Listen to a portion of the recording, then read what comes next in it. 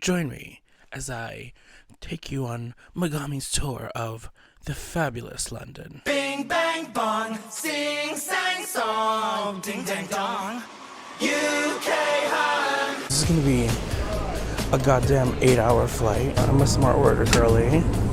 Do I need a Statue of Liberty? I think I'm gonna get this ZQL. I was walking towards the wrong gate.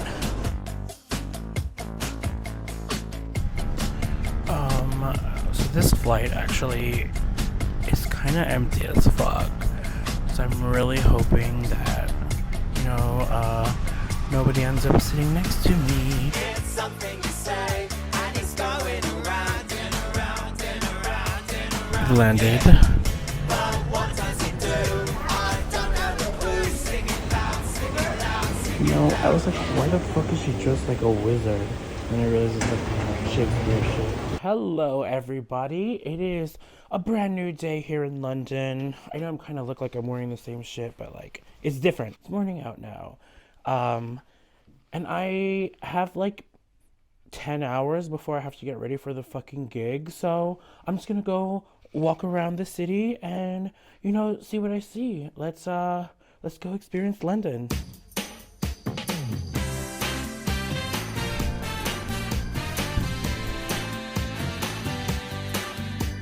I've made it to the famous Trafalgar Square, which is the historic site of a thing that happened many centuries ago.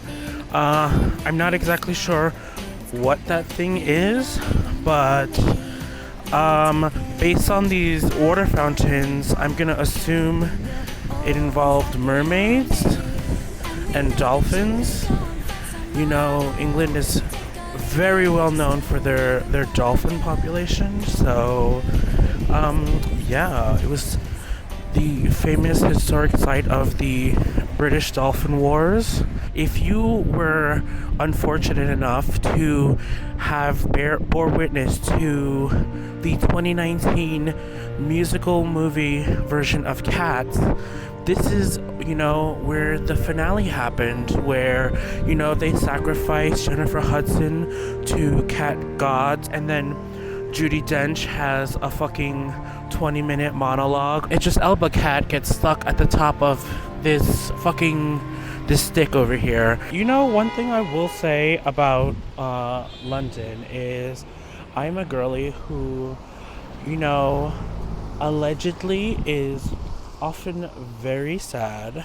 So for me, having a city that is pretty much just constantly gray and raining, that's like right up my fucking alley. And here we have the absolutely world famous clock, Big Ben, not to be confused with her little brother, Small Greg. And anyone who's played the secret boss in Kingdom Hearts 1 knows how fucking annoying this clock is. Baby, the way I long for the river. And here we have the famous House of Parliament, which actually gets its name from Parliament cigarettes. And here you can see the absolutely historic Westminster Abbey, which actually gets its name from the Westminster Dog Show.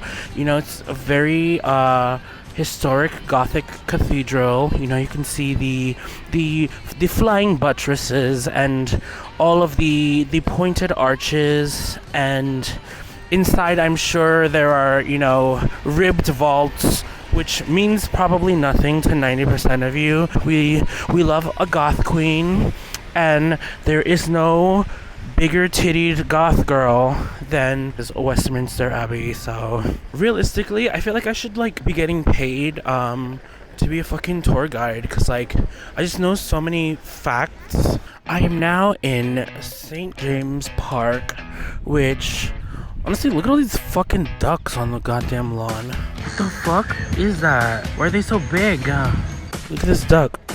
Does he know what Drag Race is? I wonder. Honestly, these ducks are kind of fucking aggressive. Live? Oh, it's a pigeon.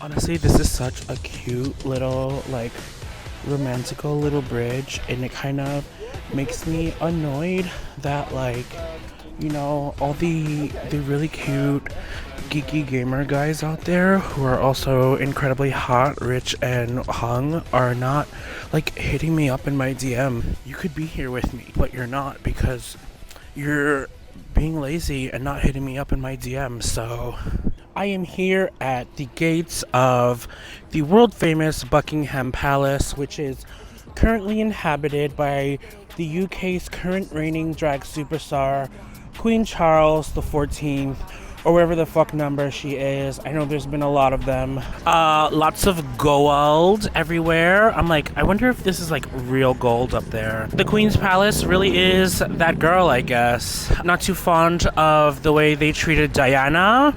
Not to bring that up, but, you know, cute building, I guess. I still think, you know, the Raising Cane's in Times Square is a little bit fancier, but the girls are girling. You know, I love that they're playing a medley from Slut Pop Miami by Kim Petras. The horses are horsing, baby. Where's the ketamine? You know, I like that they have swords. It's like super cool. Oh, that's why there's horses, I guess. I guess it's also part of the reason why, like, these streets here are filled with horse shit. I'm headed to the Tower of London to go see, you know, where a bunch of people died. All the girls on the block knocking at my door. Wanna know what it is, make the boys want more. Now I have all this, like, Monopoly money in my wallet. Like, cunty. Oh, fuck, I just missed the train. Oh, you see, she's here. She came very, very quickly. I don't know how I feel about, like, the trains having, like, fabric on them. Into the tower. All this beautiful towery goodness.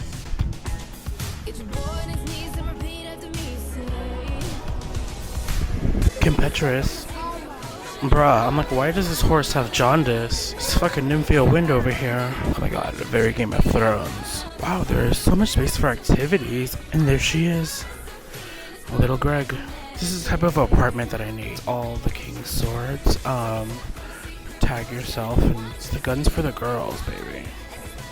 I don't know if this is historically accurate. Big balls, baby, big balls. You know, I think I may have seen enough of the Tower of London. It's cute, but I kind of want to walk across the Brioche. Much like her sister, the Hudson River, the River Thames has, you know, thousands and thousands of dead bodies in her. We are here on, you know, the world famous Tower Bridge, baby. Little known fact about the Tower Bridge, she was actually built in 1997 as a part of the set for the Academy Award winning movie Spice World, starring the Spice Girls. But the Queen actually loved the set so much that she was like, you know, honestly guys, just fucking leave it. It's kind of like the original Hobbiton, you know, people come here to commemorate the release of Spice World from the Great Dolphin Wars. Is further proof that it's a thing. Okay, but the horny men. Boats.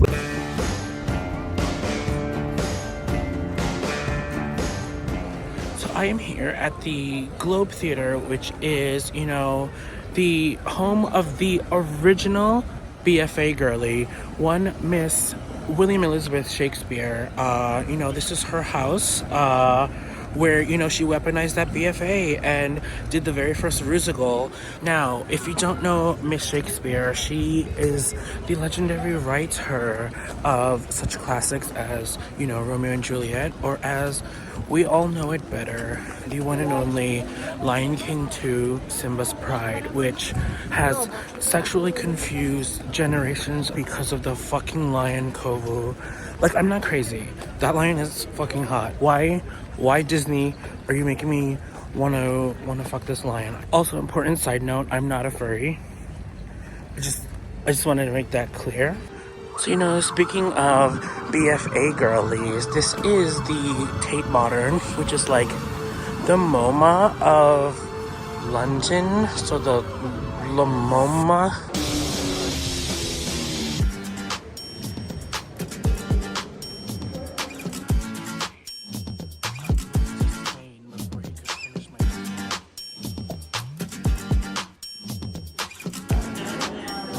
If this isn't a mood, baby.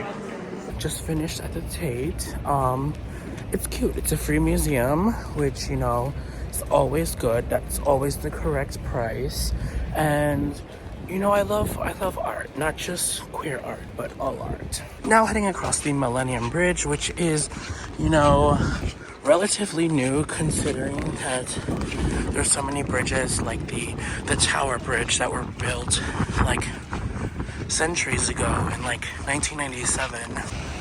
And here we have St. Paul's Cathedral, which most of you may know as the church from Mary Poppins, where, you know, the children incite a bank riot because they wanted to give some bread to fucking pigeons. I don't see a bird woman anywhere. Those of you who are America's Next Top Model historians, like myself, know that this is the hotel the girls stood in I think it was cycle 7 when they came to London. Going to see Cabaret, so it's supposed to be really good. And, you know, I wanted to come and check out the West End because I'm a Broadway girly. So it is day 3 here in sunny, gorgeous, beautiful London, where, you know, it has never rained once and there's not a gray cloud in the sky. That's why, you know, London is known as the California of Europe. Oh, I also saw Cabaret last night on the West End, and baby, it was fucking fabulous. As Charo would say, baby, bumps all over my goose.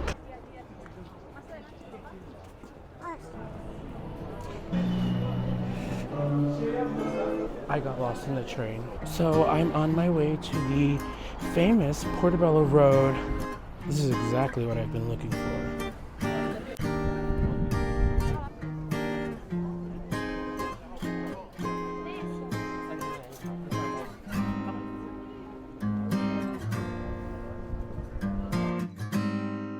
Baby, I think I found my shop.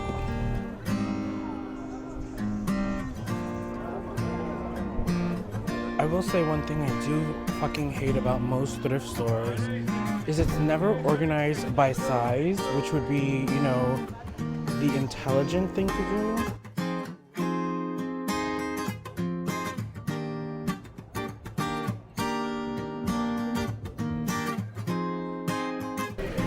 Well, that place was way too fucking crowded, so going somewhere else. Let's see what I find. Okay, I made it. This is actually the famous Abbey Road crossing from, you know, the Beatles' technically penultimate final album. You know, the girls who know that. Oh my god, not that. Oh my god, this would like literally be torture to fucking live in this neighborhood. The amount of people who just like run across the street. But yeah, this is the place where Paul McCartney famously got hit by that bus. Oh my god, this stupid bitch is gonna get. Oh my god, and there she goes again. Just waiting for it. Now my goblins and, you know, whomever out there is watching on YouTube, join me now as I do my Abbey Road crossing tutorial video where I show you how to cross the most famous crosswalk in the entire world. Okay, so I'm, you know, waiting for traffic to clear up a little bit because I don't want to be that asshole who's like running in front of fucking cars and buses Let's get a goddamn picture. Oh my god. I think it's time. Are you ready? Are you ready to cross the street with me? Oh my god, here we go. Oh, this is like I can feel his ghost with me right now. Oh my god, this is it. We're crossing the street. Oh my god, I did it. And that's how you cross the street. And here is the legendary Abbey Road Studios, where it is said that Kim Petras recorded Slut Pop. What is happening? It's fucking people, I swear to God. You see, those people did not know how to cross the road. They were doing the wrong thing. They should have watched my tutorial. I am about to trigger a lot of your repressed memories with this next one. We are here at Baker Street. So, for the girls who know, 221B Baker Street is where the famous English cryptid Sherlock Holmes is said to have been born. And here we have a ton of, fellow cryptozoologists. It is, the birthplace of Sherlock Holmes, where he was said to have gone out and terrorized the English countryside, snatching wigs and solving crimes like British Batman.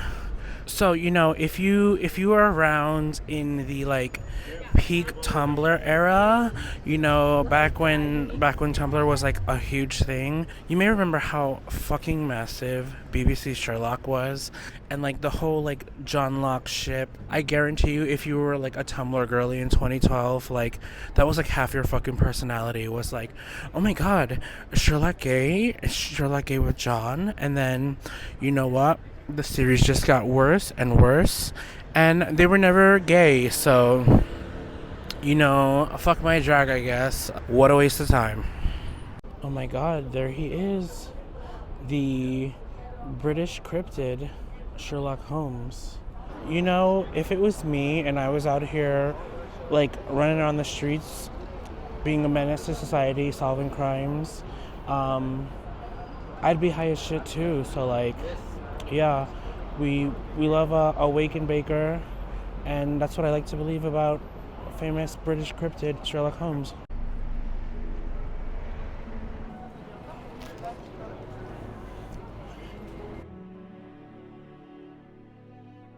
I guess while I'm here at the famous King's Cross station, which, to a lot of us geeky kids who are very into, let's just say, magic, this place kind of means a lot. I was one of those kids who grew up with it. I would go to every midnight book release, every midnight movie release. So it really did mean a lot to me for most of my life. It does break my heart to see this person who kind of gave the world such a great thing ultimately chose to use that platform and power for a not great thing. And so we're kind of left in this space of how do we go on existing with this in culture, in the world, as the queer community. Whether or not she has a couple more bucks, it's not gonna fucking matter. The thing that we need to take away from her is her platform and her influence.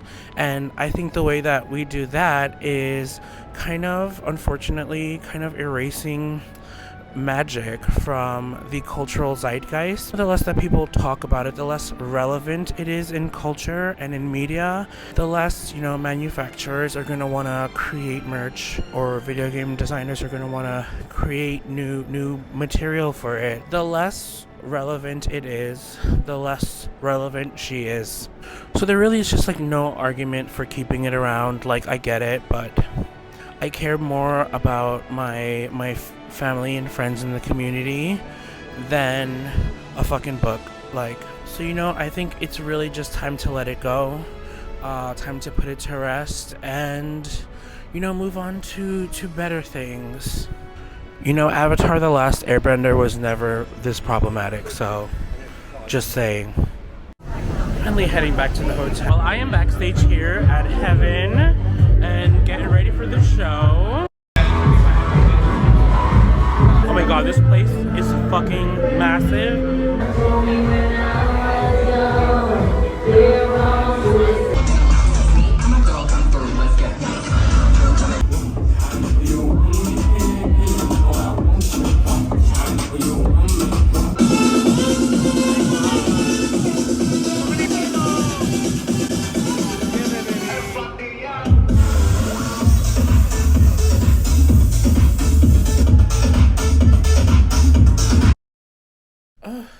Oh my god, it is dawn of the final day, not to be confused with up until dawn.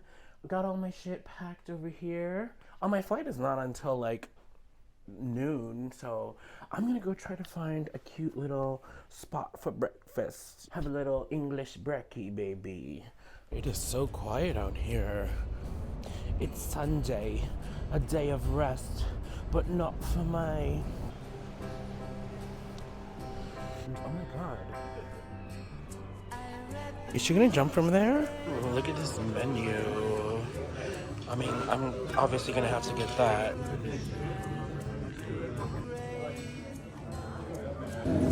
Well, the food was actually pretty good. There is still one more place that I have to visit right before I head to Heathrow Airport to end out my trip.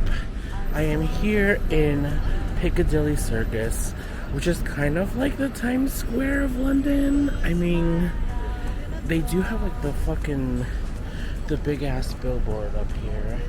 Well, this trip has been absolutely incredible. I have seen so much in literally 3 days. I had such a great time at the club, and you know, it's one of those things that like, no matter how shitty sometimes the fandom can be to the queens, it's like, baby, I'm here in fucking London, getting paid to perform all over the world now, and the show has done that for me, and I have had such a great time, met so many great people, and I can't wait to come back. So let's get my ass back to New York now. I'm living my life in London. I'm doing it right in London. Night after night in London. The bright party